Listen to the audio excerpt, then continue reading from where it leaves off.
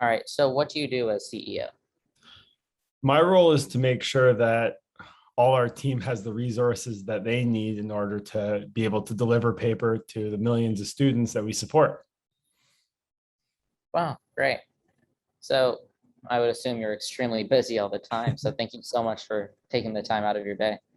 Oh, it's my pleasure. And look, I think it's important that the students that are using paper also understand the story behind it and why we do what we do, and why it's so important for me and our whole team. Yeah, I mean, I literally used paper last night to help with Good. a question, my trigonometry homework, And any and it worked. feedback? It was, yeah, it was perfect. They didn't give me the answer, but they helped me along, and it worked out. That's the goal. Do you feel more confident Yeah, afterwards? yeah, much better. It was just I had to combine some aspects of Algebra 1 into it, and I didn't make that connection, so they helped me with that. Amazing. Oh, I love to hear it. So why did you build paper, and what's the specific problem that you're trying to solve? Yeah, good question. So I was a teacher before I started the company. And when I was teaching, I found that a number of students in my class were going out and getting extra help, hiring private tutors, joining Kumon or one of those homework help programs. And what it was typically it was the families who had the most money. In my class, at least, rarely were those the kids who were actually struggling the most. It was the other kids that represented a larger percentage of the class that actually need the help but didn't have the resources. And as a teacher, you want to help all the students you can, but you're already spread pretty thin and there's so many demands on you. That's difficult to be able to provide that personalized support always for every student. You teach them, you have your curriculum that you're teaching, but you get questions at night. I used to have students that would email me or text me every evening, and I realized those kids really needed support, but they just didn't have any resources available to them in order to be able to get the support that they actually needed. And as a teacher, I was assessing every one of the students the same way, regardless of the amount of support that they had, which isn't really fair. So I decided that I was going to leave teaching and try and solve that problem and level the playing field for all students and create something that would be able to support all students and help them ultimately be the best version of themselves. And as you've experienced it, the idea was make it really simple, really easy to use, and something that students will be able to just fire up quickly and not have any issues getting help at their fingertips. Yeah, and it's really great because the tutors that you have on there, they teach exactly like my teachers, That's good. actually. So it really works out well for me. And I can imagine that since you have so much reach with this like online method of tutoring, that it can help so many more people. Yeah, and the idea is not to replace the classroom teacher, right? Like your teachers are Yeah, still responsible for teaching you, and they're going to be the best resource to help you, but they just can't be available 24/7. And the exactly. reality It's is understandable. you get stuck, you want to get unstuck, you need help with your trigonometry. Well, instead of waiting a day or two to get that help and speaking with your teacher, you have someone available at your fingertips right away. Yeah, exactly. So for those who aren't familiar with your product, can you describe it in simple words? So it's a software platform that connects students to academic support. There's a number of different features within it. The live help is the one that's most popular. And what that does is it gives every student access 24/7 instantly to a live tutor. It's all instant messaging based. So you'd be sending text messages back and forth with the tutor. It's a conversational platform from that perspective. We also have the ability to get your essay or any written work reviewed and annotated by one of our educators. They'll provide feedback on any written work that you have. So you upload that, and then within a number of hours, typically under 24 hours, you're going to have that returned to you, and you'll have the feedback, annotations. They're not going to write anything for you, obviously, but they're going to be able to give you better feedback, and you use that then to improve your writing. Yeah, and that's really great, especially at the beginning of the year when you don't exactly know what your teacher expects from your writing. So you can make it the best that it can be. Yeah, and we see it for it used in so many different ways. We have students that upload their English essays, they'll have them upload lab reports. Sometimes we'll even have them upload college applications. So you get everything uploaded there. Yeah, it's amazing. So tell me about the journey that that's taken you here today. I mean, you've already mentioned that you were a teacher and that inspired you, but can you go more in depth? Yeah, well, for me, education was always about accessibility and equality, and being able to learn, to me, just is a great equalizer. And that was what drove me to going into education in the first place, to being a teacher. And when I started teaching, I just recognized the fact that there were ways it could be improved, and that the experience could be better for students. What paper is today is not what I had anticipated it was going to be back when we started the company 7 years ago. It obviously evolves and it continues to evolve, right? We rely on our students, we rely on teachers to provide us with more feedback. What's working, what's not? How can we make it better? Do you have ideas? And ultimately, it's that feedback that helps the product constantly evolve, constantly iterate. And so you'll see changes over the course of the school year. And that's typically the result of feedback that we've gotten. We've done our analysis. We said, actually, you know what? That's a great idea. This is something we can actually implement. And then we try to build it. So that's been kind of the journey from day one. It hasn't necessarily, I mean, we have this mission of making education more equitable broadly, but how it manifests itself in the actual product is constantly changing because the students are changing. You guys are what your needs are different. 10 years ago, probably would look very different than what it is today, but everybody's got a phone in their pocket and they're able to connect. So their expectation is, hey, if I'm stuck on something, I need someone available immediately to help me. And that may be different 10 years from now. And the product will keep evolving as necessary, but we just rely on our students to provide us with that feedback and tell us what's working and what's not. Yeah, and especially since I mean, I've seen like the level of education has kind of increased in high schools, at least, because in some engineering schools, when we were looking at them for when I was in eighth grade and going into high school, there were some schools where you could get like certifications in all of these different fields and just go straight to work. And my mom was like, I earned those certifications when I was in college, like finishing college. And like some of the subjects, they're so advanced that there aren't that many tutors for them. Like calculus BC, it's really hard to find a student who can tutor you. But on paper, I was looking yesterday and it was there too. So it's funny you say that. That's a big reason why we got this. The way that we approached the problem in the beginning was there are so many subject areas that there's limited resources to get support in. And we wanted to make sure that by having students using paper from across the country, we're actually using economies of scale. So there may not be a ton of students that are taking the super high level calculus or chemistry courses, and it's really hard to find a tutor. There may not even be that many people qualified to tutor those subject areas, right? But if I can connect you with somebody that's outside of Hillsborough County, because they're the best available person to tutor you, I've made that education, the access to education, a lot more accessible and equitable. yeah, definitely. So how did you acquire the skills necessary for you to have built and run paper? It's an ongoing journey too. That's something that, I think anybody can be an entrepreneur.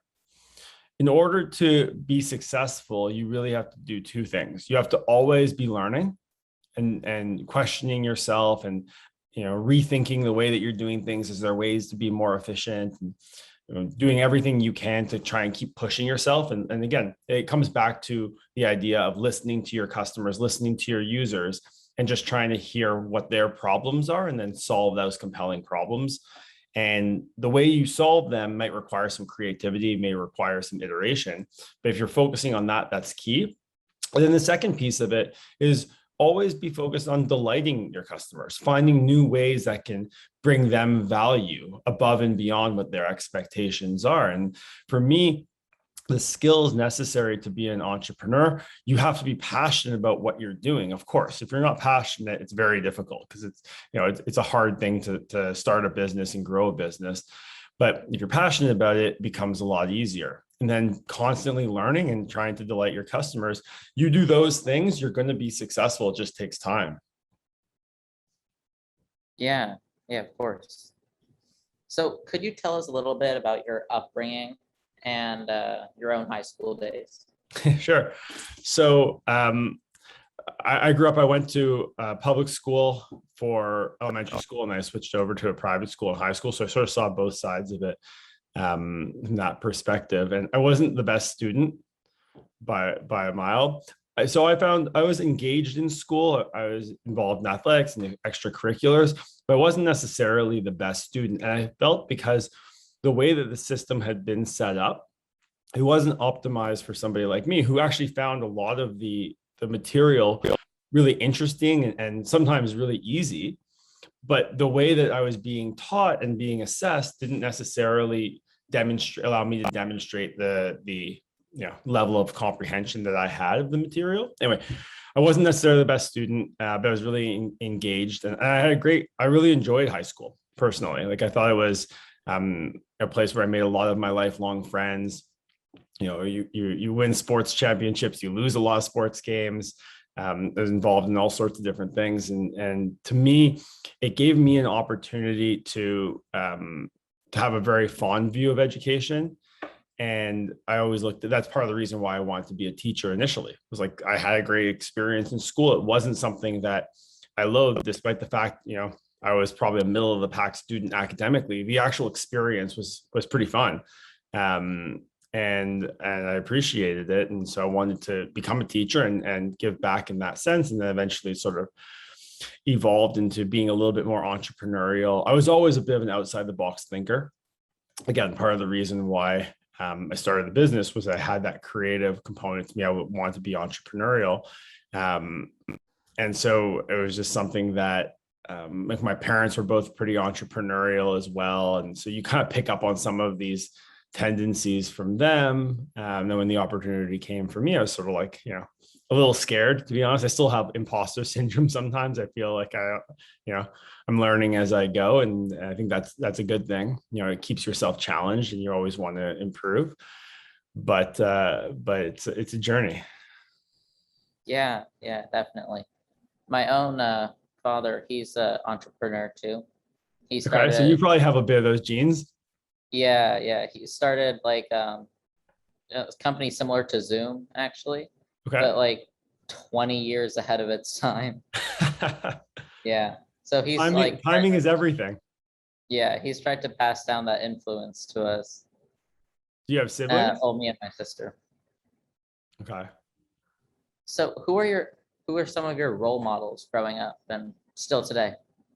Well, this is actually kind of funny to say, but I've looked up to a lot of the really successful athletes, and I think Tom Brady is somebody who, generationally has just shown a number of different things. One, the will to win, the will to lead a team.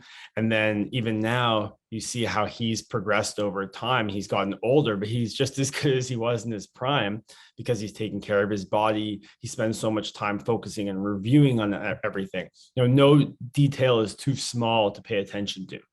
And to me, those are the little things that actually make a big difference when they accumulate over time.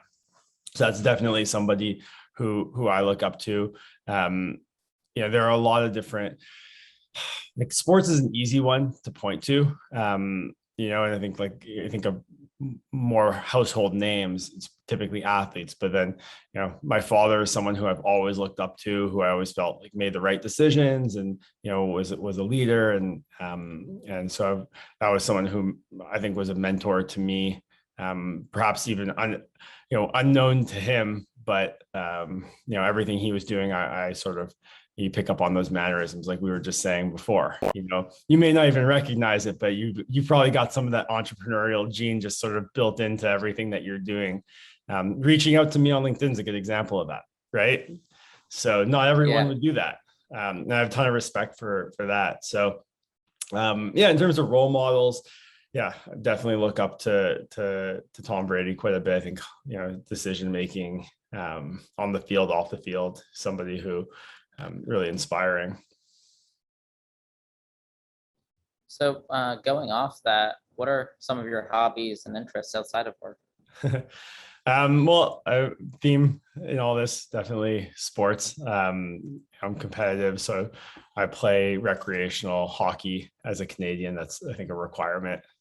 Also play some recreational football, golf. I like to travel quite a bit. And part of my role is I spend a lot of time visiting our schools, and it gives me the opportunity to travel quite a bit. I'm actually in LA right now visiting one of our districts out here. And so it's nice to be able to sort of mix those two things together, work and travel.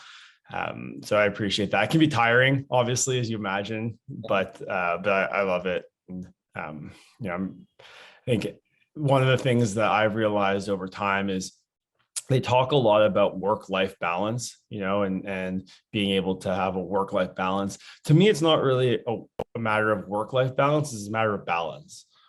And what I mean by that is when you're doing things in life, you want to make sure that you're always doing things that you enjoy, right? And that you're passionate about. Of course, work is hard, and it's not everything's supposed to be easy, but it's not about being easy. It's about doing things that you actually enjoy and are passionate about. And for me, I work a lot, but I really enjoy it. I love what I do. I get the chance to interact with people like you, with folks at the district level, student level, teachers, and every one of these conversations, I take things away and they're memorable, and they help me become a better leader, a better person. And so that's kind of how I am. I'm very reflective too. Yeah, that's great. I just want to clarify one thing though. When you said you play recreational football, do you mean like American football or like? Yeah, flag football. Okay. At my Wow. age, we don't, unfortunately, not a ton of contact sports. We play a pretty competitive flag football league. A lot of guys that played college and stuff, so it's pretty fun. Yeah, our school flag football team here, our men's varsity football team, very bad. They haven't scored a single point this season. No, oh no. But our girls varsity flag football team, they're like almost national champions. Really? So it's a very stark contrast. Why do you think that is? Honestly, I don't know. It might be the coach. I mean, a lot of our seniors left from our varsity football team, but they still weren't that great. Could be coaching. Coaching makes a huge difference. I mean, you realize the difference between having a good coach and a bad coach when you have teams that are talented, but they lose, and you have teams that really aren't that talented and win. And it happens all the time. And, it happens more in recreational sports, I think, or, amateur sports, I'd say, but at the professional level too. Definitely. So going back more onto the business side of things, what are some of the impacts that you've seen on students as a result of the implementation of your product in various districts?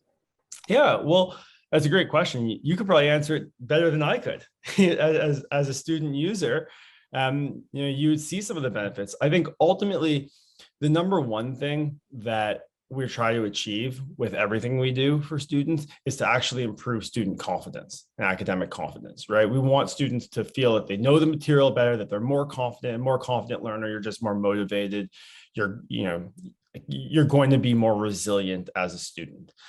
And that's really one of the top priorities that we look for when we're developing. Obviously, the academic results are important too, but I think that comes as you become more confident in yourself and in your ability to learn and in the material, you're going to start to see better results in general. And so that's something that we've optimized for from the very beginning, is making sure that the experience is one that leaves a student feeling more confident, more driven, and ultimately more favorable to whatever their subject is that they were struggling with. Because if they're coming on to work with a tutor, it's typically because they're having a tough time, right? They're either lost or struggling. They've got a question. It doesn't have to be that you're a weak student, right?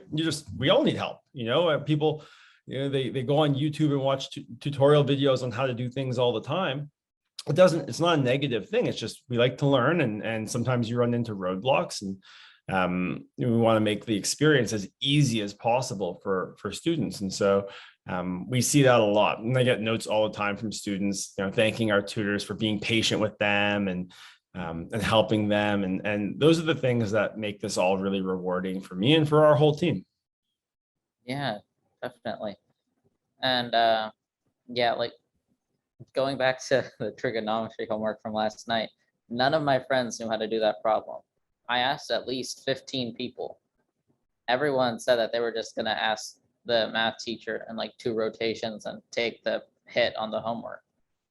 But I just went on paper, 15 minutes, done. So that is precisely why we exist.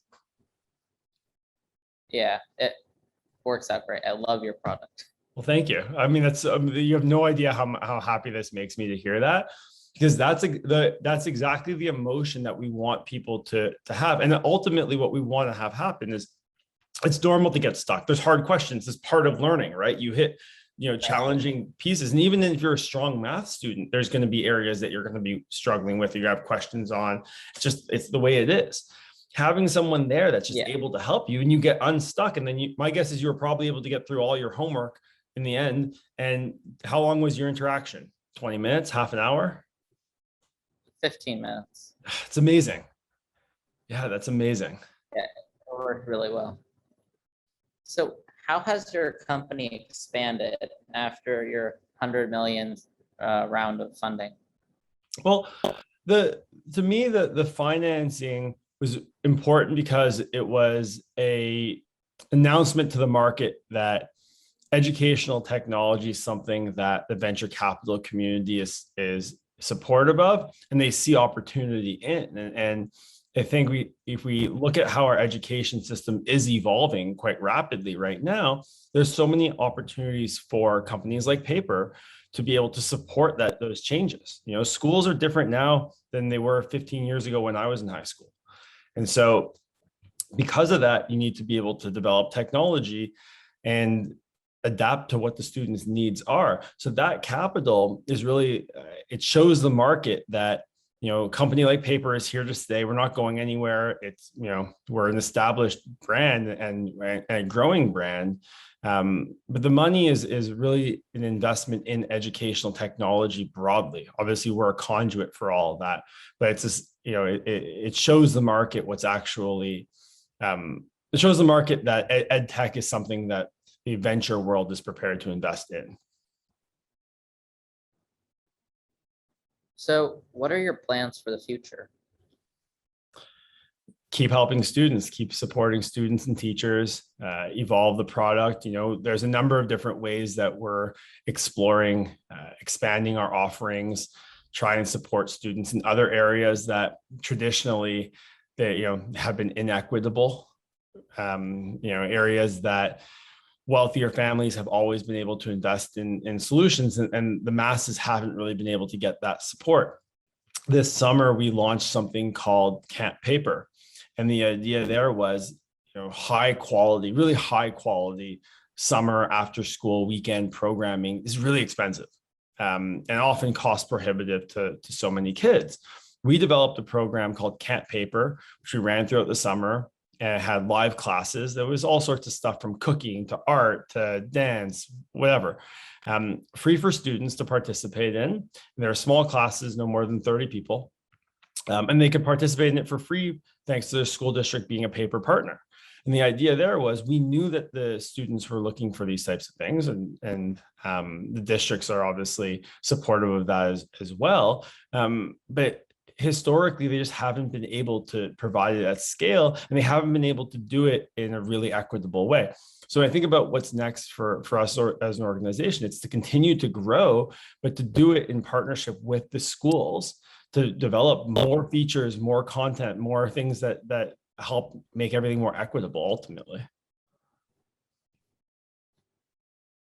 Would you ever consider adding like a call, I don't know, like a live call feature? I know on the platform, like you can always just, it's like a text message chat type thing, right? But sometimes it's hard to articulate yourself just through typing, or would that mitigate the tutor's ability to work with multiple students at once? Well, yeah, I mean, we'd be open to anything if we think that work. When we originally launched, and this is actually interesting. So the first version of paper had a video component like this. It actually didn't require a download. It was right through the browser. And we noticed that students were disabling their cameras or shutting their cameras off, but they were still chatting with the tutor. And we thought this was a little strange. This was 7 years ago. We thought that was sort of strange behavior because, well, wouldn't it be easier for them just to speak this way? But at the end of the day, and if you think about it, the first thing you said when you got on here, like, oh, sorry about the background, I haven't used this, it's sort of awkward, right?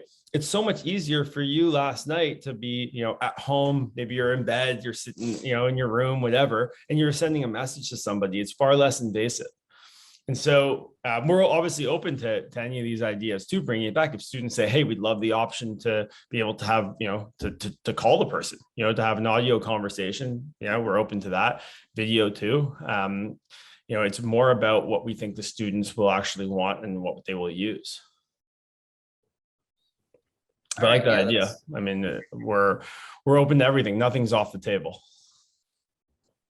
Yeah, I get why they made it a chat function because like even when I'm just talking to Apple support or something, it's more comfortable because I'm not talking to some, this sounds a little disrespectful, like random stranger, like I don't know who this person is, right? Yeah. So yeah, I do get 100%. that part. Well, I find too, the idea of instant messaging actually puts a lot more power in the hands of the individual because now you can control when you respond.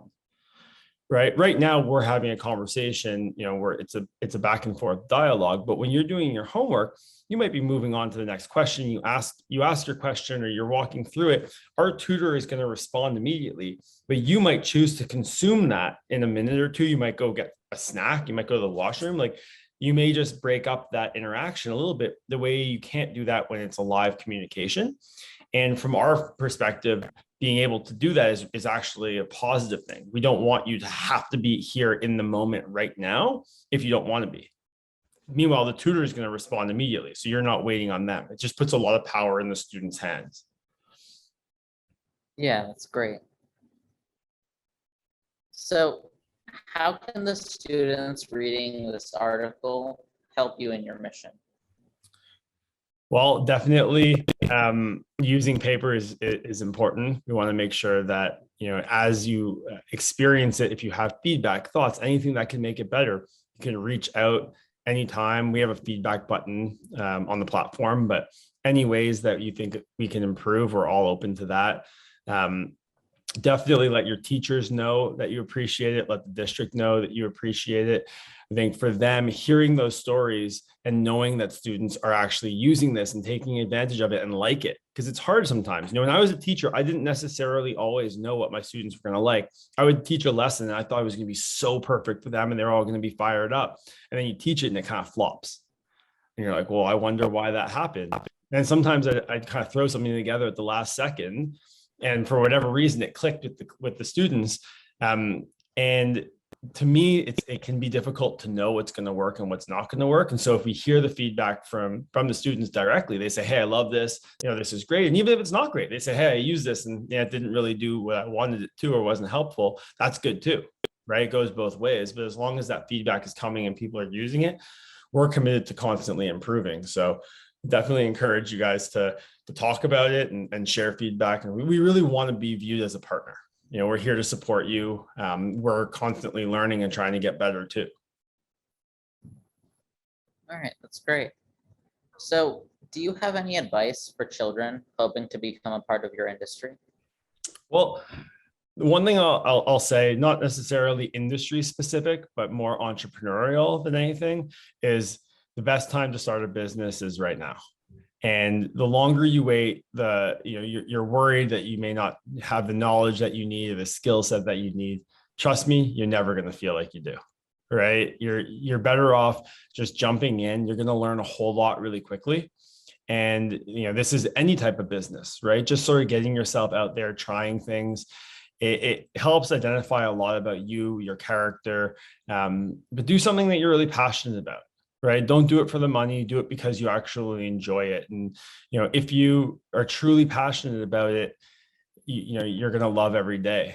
And it's not always going to be easy. It's going to be tough. There's ups and downs. It's a very bumpy road, and you have to be ready for that. One of the biggest challenges I see when entrepreneurs are sort of starting out is they get too high and too low with the highs and the lows. You sort of need to temper your expectations a little bit, and a good day, something great happens. You don't want to get too high off of that. And then, the bad days when things don't go your way, you don't want to get too low. You need to try and keep yourself, your emotions in check a little bit, because it is a bumpy ride and it's going to go up. You're going to have great days and you're going to have tough days, and you want to be able to sort of just keep progressing forward. And, but it's also a game of patience and persistence, and there's no shortcuts in this whatsoever. It's really, you have to just commit and keep doing it. And that's why passion is just so important in all of this. If you're not passionate about what you're doing, you're trying to start a business or even be involved in anything, it's really hard if you don't really love it. So I push everybody to try and get involved, whether that's, as a volunteer, even to be involved in a club or things that you believe in that are important to you. That's the best way to sort of get your foot in the door, and you're never going to be ready. There's no, like, I took in high school, I took an entrepreneurship class, and there was nothing I took away from that applies to my day-to-day here. It got me excited about entrepreneurship, but you learned way too much on the job. It's all, I'm still learning every single day, literally. So that's my feedback. So, take the leap. Can you repeat that? Sorry. So yeah, that's my feedback. Take the leap. All right. Yeah. So what are some qualities that someone should develop to become successful like you? Well, I wouldn't necessarily say I'm successful, but I appreciate that. I think one of the things that's really important is this notion of earnestness, which is that you really have to fundamentally believe and be committed to whatever it is that you're doing. It's hard to fake it, right? Because you're going to have these ups and these downs. And if you're not really committed to what you're doing, you don't really believe in it, then you're going to end up giving up, right? It has to be something that's like, goes above and beyond just, an interest or something that was exciting in the moment. It has to be deeply rooted. For me, one of the things that has changed over time in my leadership and just personally is it's not necessarily about being right. It's about getting to the right outcome. And that means that you have to be able to change your thinking at times. You have to be able to, there's no ego. It's really a team, and you need to support your team, and they need to listen to you, and you need to listen to them, and reflect on your decision-making and why you did something and why something happened. That can be really tough for a lot of people. We make so many mistakes every single day, and it's much easier to ignore them and just move on. But to me, the path to success is constantly reviewing what you've done and trying to figure out, how do I do it better, right? Where did I make my mistakes? How could I have avoided these mistakes in the first place? And then hopefully you don't make them again. You keep getting better and you keep improving. And so there's no shortcut there, but it does require attention to detail. So, have you ever watched the show Silicon Valley? I have.